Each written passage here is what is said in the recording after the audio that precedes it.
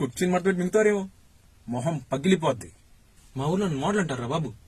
Stacking అంటే మాకు తెలుసులే, ఇన్వెస్ట్ చేసాం, డబ్బులు పెట్టే మొత్తం పోయాయి.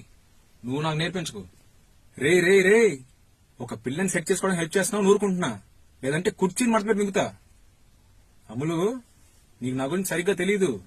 అమీర్పేటలో అన్ని కోర్సులతో పాటు అమ్మాయిలు ఎలా పడేయాలో కూడా నేర్పిస్తే బాగుండు. అవసరం ఉంది. ఇదిగో విను, నీకు లూజ్ మోషన్స్ నీళ్లుగా వస్తున్నాయా అంటే అది అవ్వ అడగమంది. రే, రేపటి నుంచి పొద్దునే లేవు, మన ఇద్దరం జాగింగ్కి వెళ్ళాలి. 50 km/h. ఒరే, అదే కదరా మేము నీకు అప్పటి నుంచి చెప్పేది. కళ్ళల్లో నీళ్ళు వస్తున్నాయేంట్రా? రే, నువ్వు కల్ట్లో కొత్తగా జాయిన్ అయ్యావు, ఎక్స్ట్రా చేయకు. నాకు కండలు అవసరం లేదు, నా నోటి మాటలకే నువ్వు మటర్ అయిపోతావు. అది గుట్టి ఇంటికెళ్ళి స్నాప్చాట్ లో మెసేజ్ చేయి, స్ట్రీక్ మెయింటైన్ అయింది.